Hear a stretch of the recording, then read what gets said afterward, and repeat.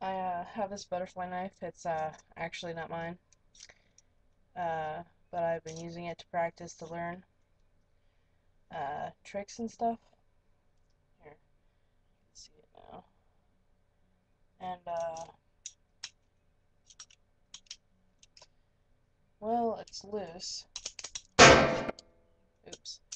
And you can see it's loose there. It just went down.